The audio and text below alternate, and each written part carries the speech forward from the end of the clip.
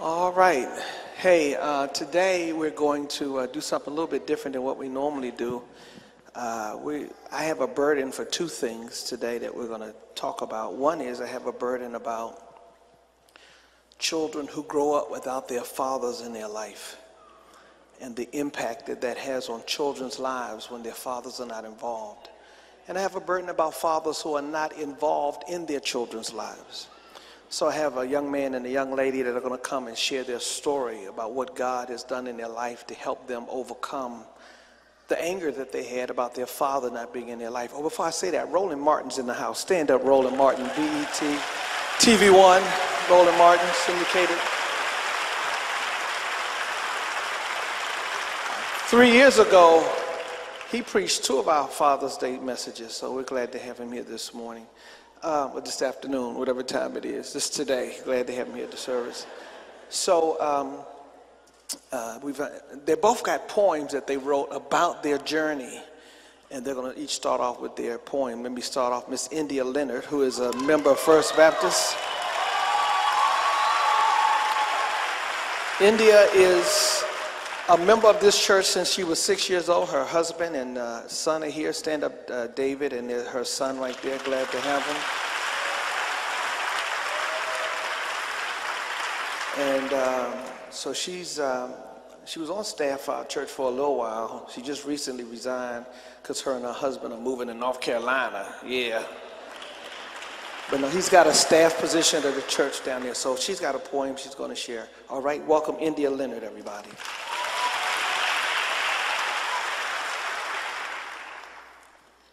So I thought by the 12 o'clock it would get easier, but I was deceived.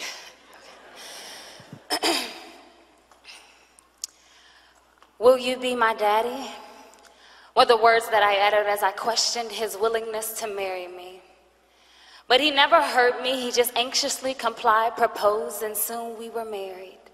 You see, I wanted my own that would never leave me, and he was quite consistently consistent with me. I remember the moment I stood at the aisle with feet turned rocks. I recalled the 5-year-old beauty with hair down her back, who stood at the door awaiting her daddy's arrival. Minutes passed, then days, and still no sign of his coming. Birthdays and dance recitals, graduations and childhood imaginations all passed without his hand in mine. My tears, great in number, streamed to turn backs, and I don't want us that I was too ashamed to announce.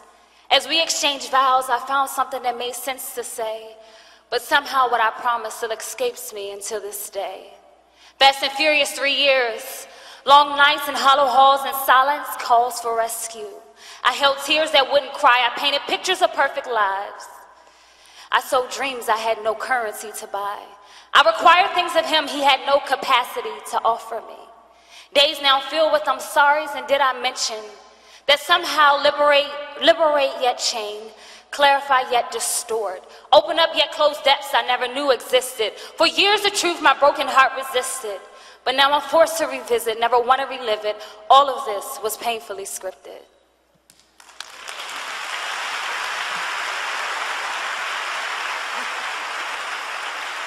Give it up for Endia Leonard. We appreciate her. Etan Thomas played in the NBA for 11 years. He was drafted by the Dallas Mavericks, and he played with the Washington Wizards for 9 years, and he played for Oklahoma City for 1 and Atlanta Hawks for 1. He's about 10 feet tall. He's a huge dude. He's married to Nicole. Where's Nikki at? There she is. Stand up, and her family, their family is all here today. His mom's here from Tulsa, Oklahoma, is here. And Etan's been a member of our church for a while, and he has a passion. He works with a lot of kids, especially kids that are incarcerated, and many of them are incarcerated because of the anger they have toward their fathers. And he has a passion for that. He wrote a book about fatherhood. We'll talk about that in just a few moments. But we're so grateful and so honored that he's going to come and share his poem. Then we're going to sit down and talk. Welcome, Etan Thomas.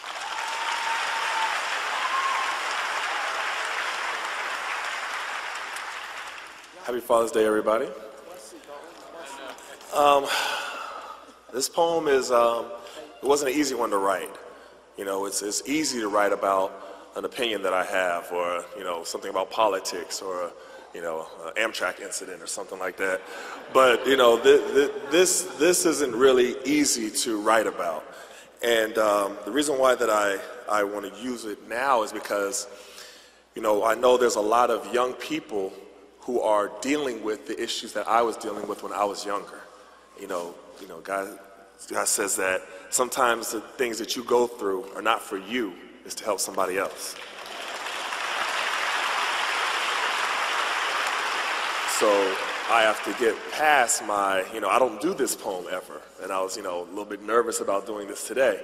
And it's a journey that I took. I started when I was in high school. You know, I wrote this first part in high school, and I was in an angry phase. And I added to it when I was in college. And the next phase was more of like a reflection phase. And all this is on the Fatherhood CD. I'll be signing copies of it after this. And then right after college, I knew that I had the desire to forgive, but I still just couldn't quite do it. You know what I mean? I still had a lot of pain with me.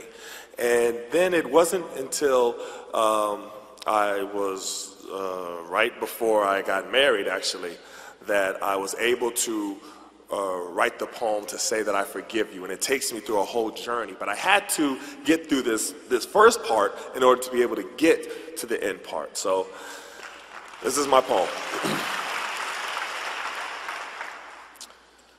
I've examined through opened eyes.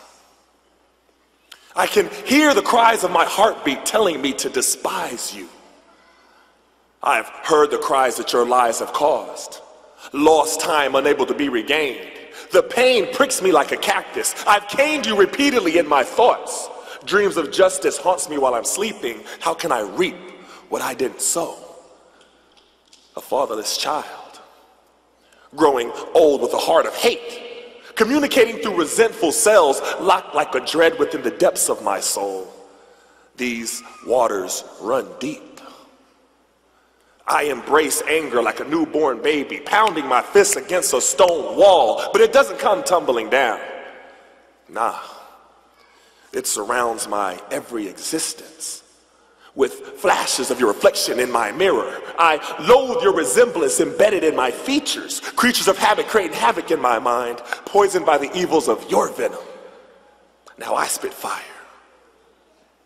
stealing away at the night. I stand hoodied up with blood in my eye, ready to let two fly from my secret chamber, emptying out the clip without stopping to aim. I'm possessing bullets of pain, raining on your parade of abandonment. I'm busting shots at the thought of you. I can't hide the contempt I feel for you, throwing darts of disdain to take out an eye or two. I've tried to remove my rage before entering the potter's house.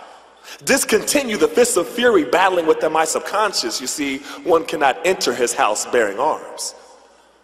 However, alarms are constantly ringing, awakening the absence of my childhood fantasies. I've dreamed of skies that forever remain blue, realities that never came true. So you is my anthem, my motto, my creed, fulfilling me to be the man never within your reach, unable for you to seek due to unspecified reasons, a manhood deferred. Your acts exist as treason to a fatherless child. Running wild, running rampant is the beast within me. Although the scripture screams, peace be still, and vengeance is not mine, and unforgiveness hides the keys to unlock the pearly gates. Maybe I've got to try to crack the combination somehow. Find a different method to my madness. I hope I don't burn. I yearn to be free and my skin burns easily. Forgiveness is the train that I want to ride, but how can I ride when I'm covered in darkness? Evil thoughts run through my head like a marathon, holding steady as pace of setting a new world record in distance, persistently invading the pureness of my mental annihilation. I'm so thirsty for a father, I'm dehydrated. I've had this vision of how it was supposed to be. It haunts me while I'm sleeping, shouting whispers of desired realities. My heart screams loud enough to wake the dead, crying cherry red tears which have stained the rock of my foundation. It stays afloat in a sea of hate, cursing forgiveness in a foreign tongue. The song I've sung, I'm hung. what lies in the destiny of a fatherless child.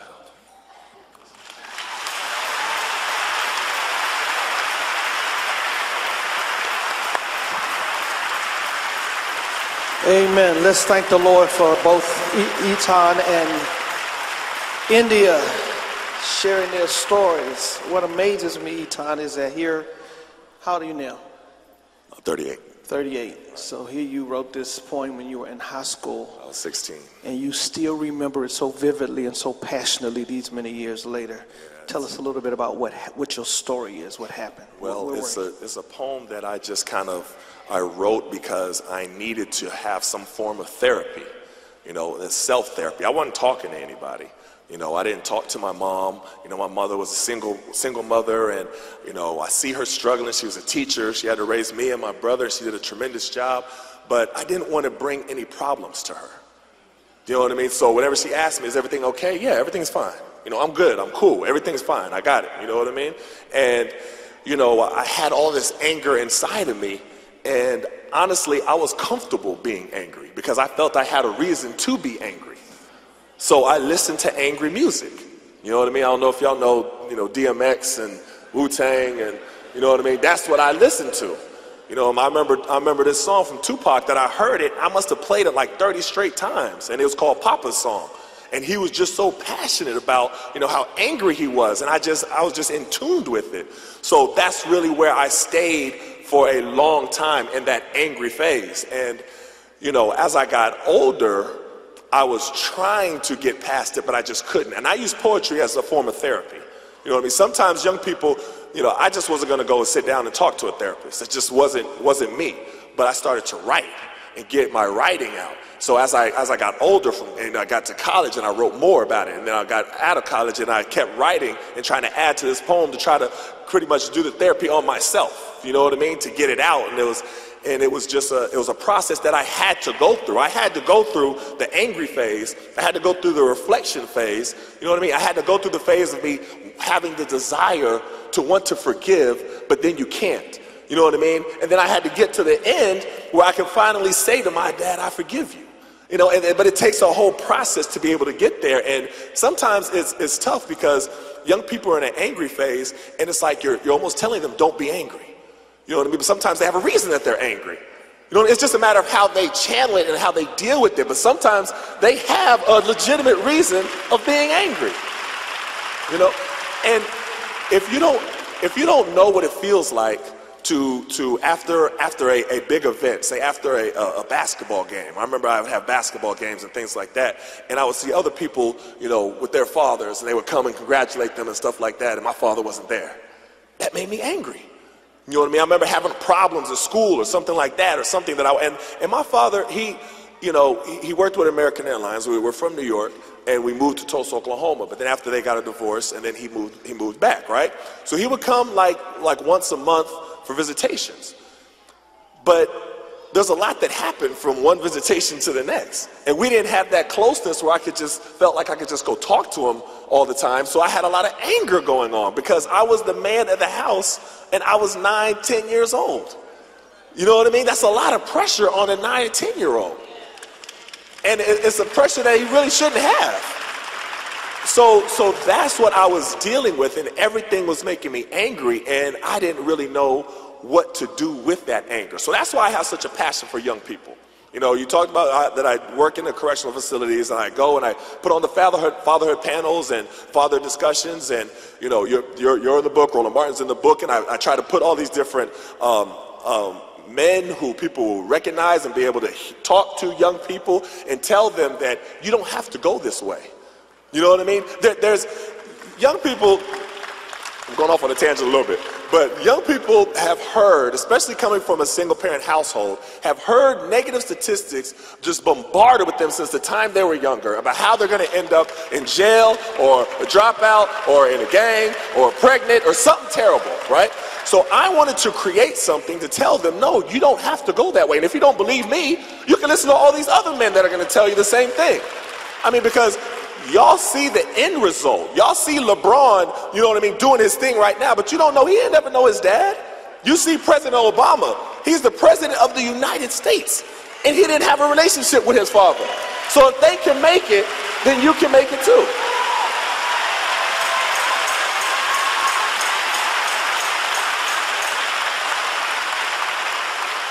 Let me follow up with two important questions based on you said your parents got divorced, Yes. and your father came back and forth once a month. Right. Child support. Yes. Now, my dad paid child support, and I always say this topic, you know, and this is for men. Do not think that just because you pay child support that's enough, because it's not. I had that. My dad paid child support. Like, I had visitation once a month, and you saw all the anger that I had because it wasn't enough. You have to do more. And it has nothing to do, you know, sometimes I know, and this comes up a lot with the panel discussions, as that there's difficulty with the mother of the children. Whether it's the ex-wife or the baby mama or whatever position she is, there's difficulty with that. But that ain't the kid's fault. It's not. Whatever y'all got going on is between y'all. You know what I mean? Leave the kids out of it, because kids, they are affected. I was affected. You know what I mean? And it's a difficult, you know, topic to really talk about all the time. But the reason why I talk about it, because I know so many young people that are out there right now dealing with the same thing. So that's why I open myself up and talk about it. And you know, it's interesting because I see the young people. We were just in Baltimore. We talked to all these different young cats in this correctional facility, right? I'm looking at all of them, you know, beautiful young men, and they're, you know, strong and they're intelligent and everything like that. And I'm like, what are y'all doing in here? You know what I mean? In orange jumpsuits, and it hurts my heart to see. And when you start pulling back the layers, a lot of it goes back to their childhood of having a lot of anger that they didn't know how to deal with, that stems from their father not being there for their, you know what I mean, to be able to guide them and protect them and nurture them. And, you know, it's by the grace of God that I didn't end up where they are, in the orange jumpsuits. So that's why I have a passion to do what I do. All right. Give me a short answer on this question right here. Sorry. I know you have a lot of passion. You talked about LeBron and his father not being there and him overcoming that. Is he going to overcome tonight and win this game? Is it going to be LeBron or Steph Curry? Who's it going to be? All right. Since you asked, short answer, since you asked, you know, I think it's LeBron's time. To be honest with you, I think it's their time. I think Kim and Kyrie and what they're doing, that's what I think. I should have waited to ask you that question. You done got me booed up here. Endia, I'm sorry. We need to include the woman's perspective on this, the young girls. Thank you for sharing your story as well. And I know you have something to share as well about your father not being in your life. Tell us your journey a little bit. Where were you? So my parents were never married, so my dad got me on, I guess, maybe 1 or 2 weekends a month, and those weekends were generally spent with his girlfriends. I spent them with his girlfriends while he went to work or whatever. So, of course, it caused me to be angry because the daughter looks for her dad to affirm her. She looks for her dad to be present consistently. And that caused me to feel angry, but also living in a household. My mom grew up with 2 parents. Her parents were married. And then I also had a younger sister whose dad was very involved. He picked her up every day from school. And so I kind of felt rejected because I'm the only person in my household who didn't really have a dad who seemed interested. So I dealt with feeling rejected. I dealt with feeling angry. And I think a lot of times, especially with single moms or women, I grew up in a family full of single women, is because you don't want the man doesn't mean your child doesn't. And so I think sometimes it was, well, I don't want anything to do with him, so I don't really care if he's not around. And so there's really not much effort made to maintain a healthy relationship with that child and their father. So I was angry, full of rage, feeling rejected and unaccepted. Wow. Now, you said something in your poem that I haven't asked you this throughout the day, but I want to ask you now. You talked about the fact that you didn't have that affirmation from your father, so you looked for it from your husband. Yes. And so hold on before you say that, because a lot of women look for affirmation from men that they didn't get from their fathers, right? So anytime a father is not there, there's a void that can only be filled by God if Dad's not there. And I look for it in men, and then ultimately, see, the thing is, we learn to forgive, but we don't go back and address the issues and scars that happen in that process getting to forgiveness. And I had forgiven him by the time I got married. I had gotten, we had begun to form a relationship, but I never addressed the scars and wounds. I'm like, oh, I forgive and we'll start over. And so I was looking for my husband to make up for everything my dad didn't do. But he didn't have the capacity to do that because he's dad to 2 little kids and not my dad. So I didn't know it. And so we had a rough season because it kind of finally, I couldn't suppress it anymore. And like the hurt, it just showed up one day. And I was looking for him to be something he would never, ever be able to be to me. He's an incredible father to our kids, but he was never intended to be my dad. He's supposed to be your husband, not That's your right. dad. That's it. Yeah. He's a good husband, too. He's an incredible husband. Good man, yeah. Incredible. Incredible. Ooh. Yes, he's like the best man I know.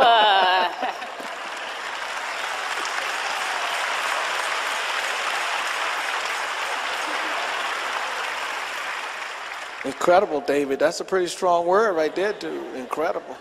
So how did you get to that point? What were the stages that helped you get to the place of forgiving your father? Tell me, what led up to the change in your relationship with your father?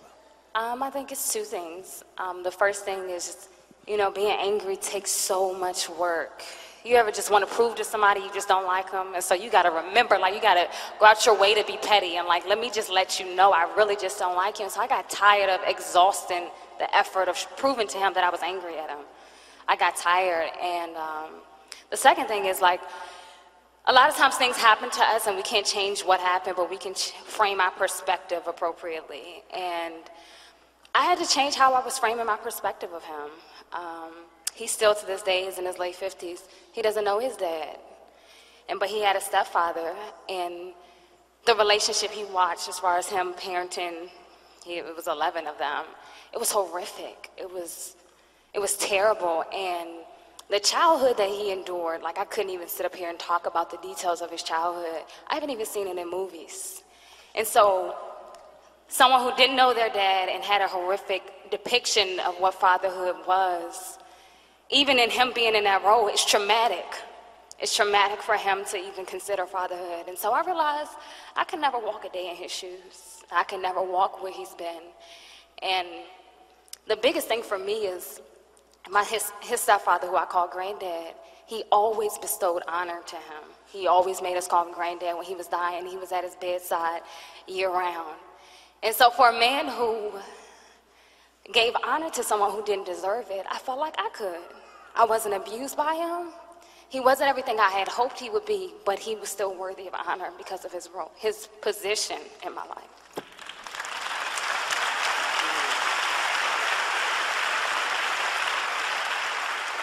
I don't want y'all to miss that. She said she learned to give honor to him even though she felt he had not earned the honor. She still honored him for the position that he had. People got to learn that lesson. Etan, tell us about what happened to bring you to a place of change. What were the significant events, or what happened to help you to change? Well, one of the things that happened with me is that I had written the third part of my poem, which is having the desire to forgive, but I just couldn't, and I just left it there. And then I was ready to get married, and I didn't want to take that anger into my marriage. So I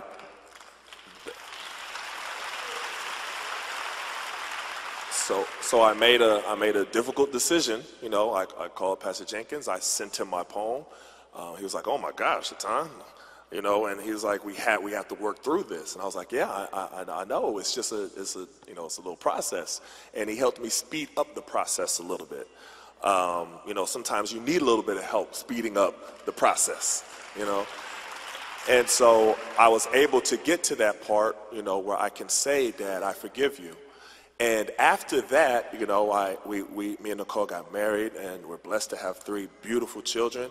And so, but there was a quiet period of time between me and my father, because we couldn't just like jump right back into father and son like ain't nothing happened, right?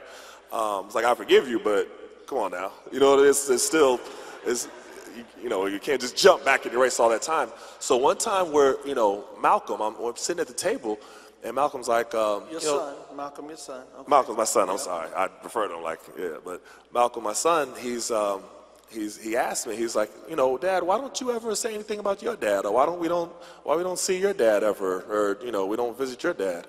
So I'll, you know, try to change the subject, talk about something else, you know, things like that. And I look back and he's just looking at me like, you know, you didn't answer my question, Daddy. And I was like, oh, you know, you're right. You know, so sometimes, you know, you have children and you're teaching them, but then sometimes they're also teaching you as well. So I called my dad, and I said, you know, can we meet right at Allen Pond? Everybody knows where Allen Pond is. You know, it wasn't really, you know, we're gonna meet at the house. We're gonna meet at Allen Pond, and that'd be all right. Because I don't really know how this is gonna go, you know, to be honest with you. So we met in Allen Pond, and we're right by the water, trying to make a nice little serene, peaceful little atmosphere and everything like that. And, you know, so 5 minutes into the conversation, I'm like, okay, this is a bad idea. You know, he's not listening to me. I'm saying something, he got to answer everything back for it, and I'm feeling myself getting angry again. You know what I mean? And you know, get a little angry, you start a little stand up. All right now, you know what I mean? You get a little bit more angry, and then something happened, and it's like he just was quiet, and then he just listened to me. And then so I explained to him why I was angry. The fact that I needed a father when I was growing up, how I was the man of the house, and how, you know, I'm seeing other people with their fathers, and I'm jealous of them because they have their father. I'd have been so jealous of y'all, you know what I mean, Jimmy and all y'all, and I see how you are with your dad. I would have been so jealous of y'all when I was younger because I didn't have that. You know what I mean? I'll be someplace with Malcolm, we'll be working out up at Bowie Gym, and I'll see a little cat looking at us, and I know the look that he's looking at us with because I was him. So I'll invite him over to come out and work out with us, and I explained to Malcolm what was going on, and he was like, okay, I understand. And he's starting to see it a little bit too, because it happens a lot. But I was that other little kid. So I'm explaining all this to my dad and telling him how, you know, when I was younger, you know, there would be a noise in the house, and I would tell my mom and my brother to, you know, go in the other room, and I'm going to go check out the noise. And my mom would say, what do you mean you're going to check out? I was like, Mom, go to the other room. I got to go check this, because I was the protector. You know what I mean? I'm the man of the house, but I'm only 11, 10 years old. You know what I mean? But that's the role that I took, and I was angry because I was like, that's not the role that I was supposed to take. Like, you were supposed to protect my family. You know what I mean? You were supposed to protect Mom. So I told him about different things like that, and he just listened. And then it was like, he was quiet. You know, I saw his eyes kind of get a little watery, and he just looked at me and he said, I'm sorry. And it hit me so hard because I had never heard him say those words before. You know what I mean? And then I was quiet and I listened to him. And there was a lot of different things that I didn't understand growing up. And you know, you don't worry about all the details. You just know your daddy not there. That's it. No, nothing else matter. You know what I mean? But he's explaining to me a lot of different stuff and talking to me and saying that, you know, a lot of times relationships are complicated. A little bit too complicated for young people. You know what I mean? But the thing is that we communicated. And we sat there and talked in Allen Pond for like 4 hours. And it was amazing. You know, and we connected. And, you know, he's come over and gone to Malcolm's soccer games and his basketball games. And, you know, he took Imani and Sierra on a sailing trip and came over for birthday parties and stuff like that. And it was something that really, you know, probably wouldn't have really happened if Malcolm didn't kind of push me to do it. You know what I mean? So I'm thankful of with my kids and me being able to know that I can listen to them and learn from my kids, because parents don't know everything. You know what I mean? I have no problem saying that. So Endia, tell me where are you now? Tell me where are you and your father today? We have a great relationship together, and I realize how much alike that we are. We look alike and we act alike. He's incredible, and I think right before we got married, we were looking for a place to live, and I hadn't seen him in a couple years, and So I knew he was in an area, and we ended up moving in the same complex, and he lived a floor above us. We were doing a 52-day fast here at the church. It was like 6 years ago. And that was one of the things I prayed for. And you moved into the complex, and your father was living right upstairs. Yeah. And so we knocked on the door, and he furnished our whole place before we even moved in. And like since that day, like God has really transformed and restored our relationship.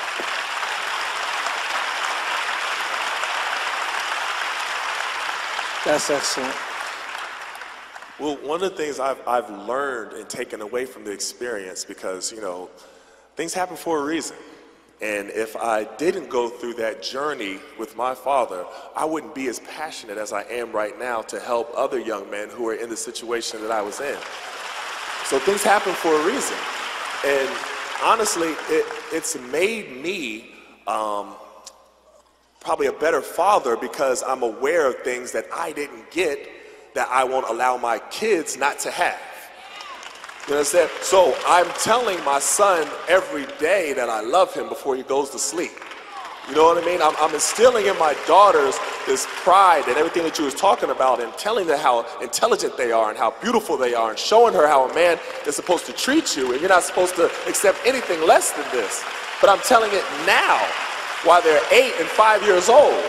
You know what I mean? I mean, one of the greatest things that I love talking to Malcolm, because he's such a heavy thinker, and that's how I was when I was younger. I just didn't have a father that I could call and bounce these questions off of.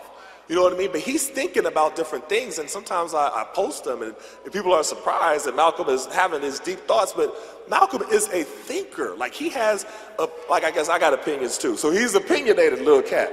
You know what I mean? And he needs a father to be able to guide him through that, because he doesn't know all the answers right now at 10. He shouldn't come up to his conclusion at 10 years old without any guidance. And you need a father to give you that guidance. Now, I will say, I was blessed to be able to have mentors, people who were not my father, you know what I mean, to be able to help guide me growing up. And I needed that. I needed the men in the church. I had a strong relationship with my grandfather, you know what I mean? And I connected with my mom actually connected us, but with a pastor, Reverend Potter, and he had an AAU team. And so we weren't even going to the church. We was going to a church clear across town. But she saw that I connected with him and that I needed this male guidance, because she knew that she couldn't provide a male father figure for me. So we drove clear across town to Antioch Baptist Church, and we weren't even Baptists. But she saw the importance of it, and I stayed with Reverend Potter from the time that she introduced me to her, you know, all through high school, and I talked to him the other day. Like, that's my guy, you know what I mean? And I don't want to, you know, single mothers, you do a great job, you know what I mean? And I know the hardship of it and everything like that, but there are some things that especially a young man needs to get from a man.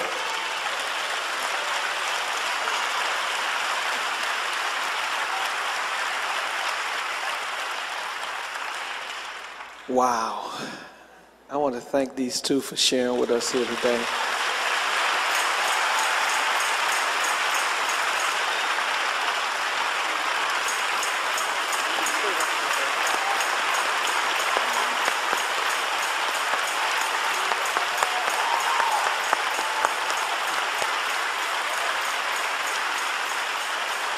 Amen.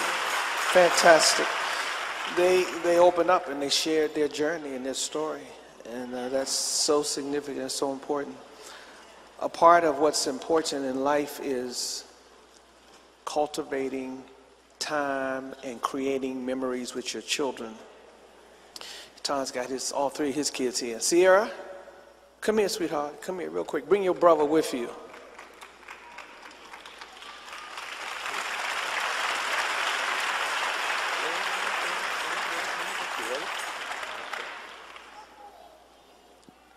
So we're going to have your brother give us a poem. I know he knows he does poetry too. But you're going to introduce him, right? How old are you, Sierra? 5. 5. You're so pretty. Did you know that? Yeah. Yeah. All right, introduce your brother for us. Wait, let me explain a little bit what's going to happen. All right, so I have a poem. I've been taking him with me to do a poetry spot. He's been watching me from, a long time. And he came to me and said, I want to remix one of your poems. And I was like, what? You want to remix one of my poems? So he's like, yeah, I want to do Toys R Us Kid. And so I was like, all right, that's cool. And so he used the same framework and things like that, but he said, I want to fill in the things that I feel and my opinions and the things that I'm thinking about into your poem in the same structure.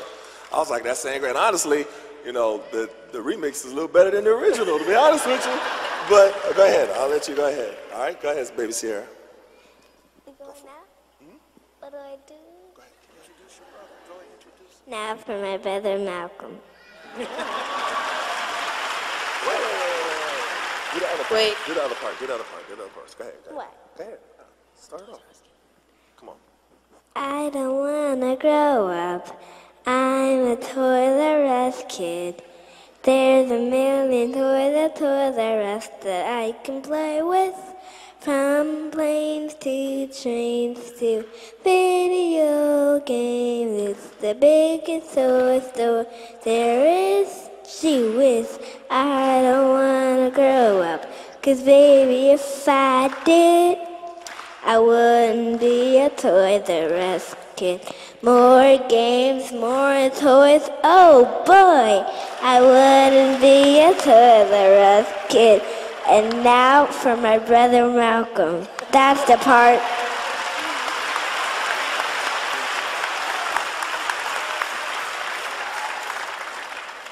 Toys R Us kid. I'm a Toys R Us kid and I don't want to grow up. I've seen what it does to folks. Treat each other the way you want to be treated. Be nice to others. Use kind words. Show respect. Let us love one another. We learn these rules in kindergarten, but all is forgotten in the lives of grown-ups. And that's why I don't want to grow up.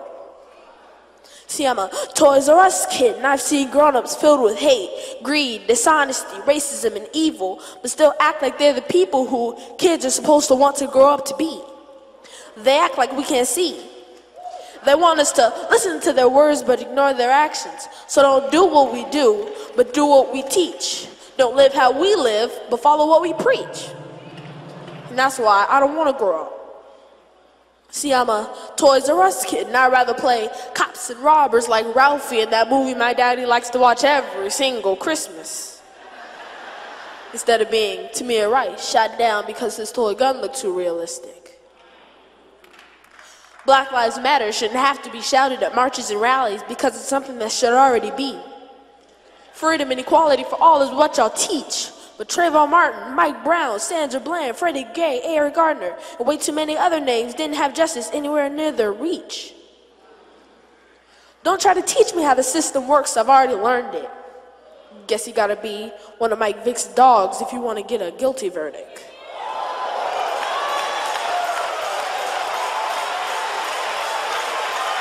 But they say I'll understand much better when I get older. How the hearts of grown-ups can't help but get colder. But one thing that's easy for me now to understand is why Peter Pan wanted to stay in Never Never Land. And that's why I don't want to grow up. See, I'm a Toys R Us kid, and I'd rather play Kung Fu Panda and Alvin and the Chipmunks, Rugrats, and Avatar the Last Airbender, instead of bending the truth, teaching things that never happened, telling made-up stories, like Christopher Columbus discovering a place that was already here.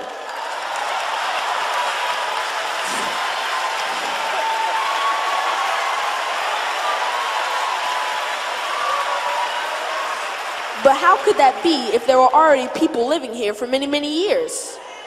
How can I discover your house and say it's mine? Push you out and make up Thanksgiving holidays to celebrate this crime. With turkey and cranberry sauce, teaching children that this was actually a happy and loving time. See, grown-ups love to play happily ever after fantasies. They act like the civil rights days and Dr. Martin Luther King and segregation was so long ago, that all that racism and hate is ancient history. That the police would never treat black people like they did back in the 60s. But the police in the hands up don't shoot protest in Ferguson look just like the police in the Selma movie to me. I get nervous every time we pass a police car. And no matter how many times my daddy tells me that there are good police and bad police, I see him tense up too. I see him looking at me like he's afraid for me, but I want to say I'm afraid for you. But they say I'll understand much better when I get older, how the hearts of grown-ups can't help but get colder. But one thing that's easy for me now to understand is why Peter Pan wanted to stay in Never Never Land. And that's why I don't want to grow up. See, I'm a Toys R Us kid, and I'd rather play Spider-Man, the Incredible Hulk, Teenage Mutant Ninja Turtles, and X-Men, and the Wolverine, instead of living in a world where I'm scared to eat the food that's sold to me. But they act like it's all right. See, my mommy taught me about the evil empire called Monsanto, who waves their magic wand and gives everybody poisonous apples like that witch did Snow White. We can barely even eat fruit no more because it's all covered with pesticides. It's like they're doing it on purpose. And we wonder why we have so many diseases, right? Grown-ups are bad. And that's why I don't want to grow up. See, I'm a Toys R Us kid, and I'd rather play hopscotch and skip to my loo instead of skipping from marriage to marriage like the grown-ups do. I can't stand grown-ups.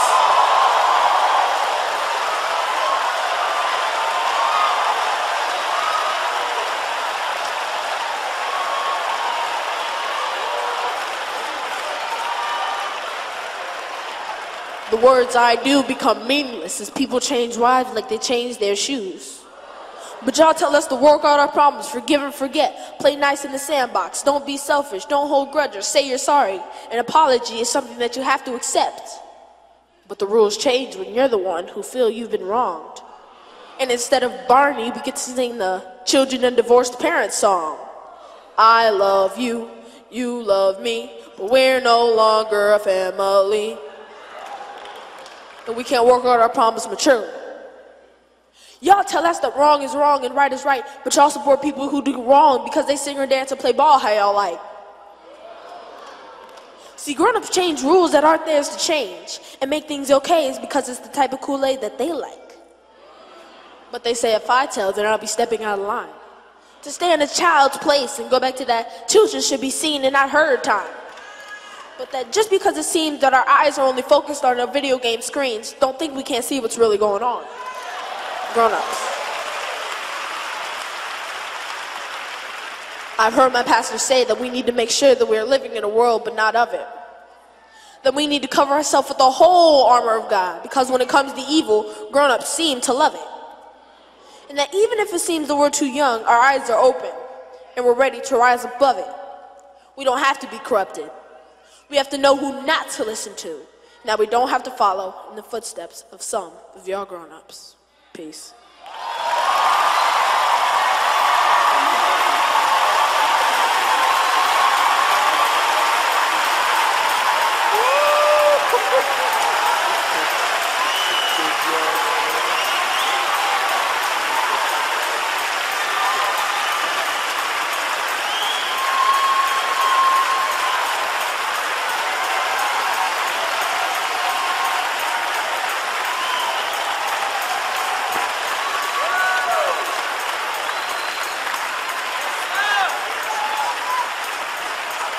Wow. Somebody say, wow.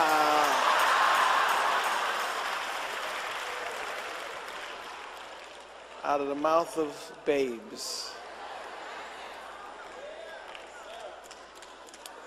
Let's say amen for Etan and Endia. Thank you.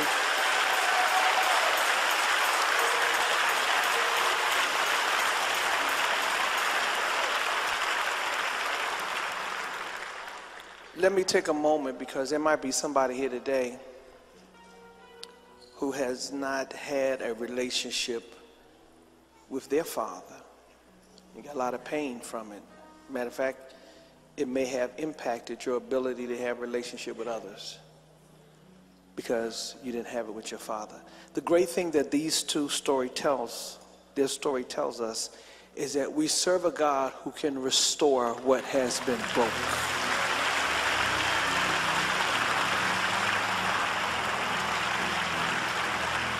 But it begins with a personal relationship with Jesus Christ, knowing that he died on the cross for your sins.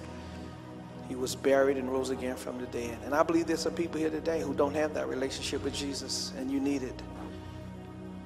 Jesus wants you to know he loves you. He knows your journey. As a matter of fact, this is important. Wherever you are today, whatever you're experiencing today, whatever has created pain in your life today, it is not the end of the story.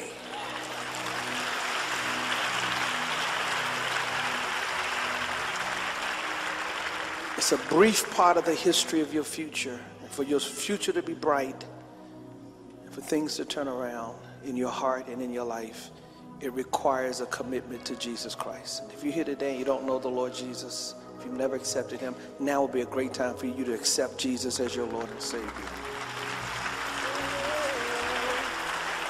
Or maybe you have a relationship with Jesus, but you've backslid and you drifted away and you're not at the place with him that you know you should be. You know you need to be restored. Now would be the perfect time to come. Or maybe you're unsure of your eternal destiny. We can help you have absolute assurance of where you're going to spend eternity. Or maybe you already say walking with God, but you need a church. Look at your neighbor and say, this is a great church to be a part of. Turn on the other side and say, this is a great church. If you don't have a church, this would be a great church. This is a great church.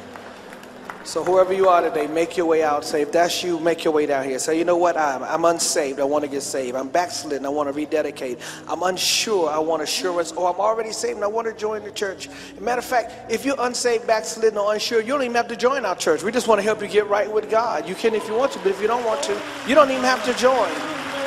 So right now is the time to come and say yes to the Lord. Come right now. Step out. Get out of your seat and make your way down here right now while the blood is running warm in your veins. Don't let the enemy hold you in your seat, but come and say yes to God. Can you do that? Matter of fact, help me out. Talk to your neighbor. Say, are you right with God? Go ahead. Talk to him. Have you accepted the Lord? Go ahead. Talk to him. Talk to him for me. Witness to them for me. And encourage them to come on and make their way down here. Let's get it right with God. Don't let the enemy hold you back. Don't let Satan lie to you and keep you in your seat when the God of the universe is calling you to come. Right now is the time. Come right now. Yes, I see you. Praise the Lord. Somebody, come on. You made a way.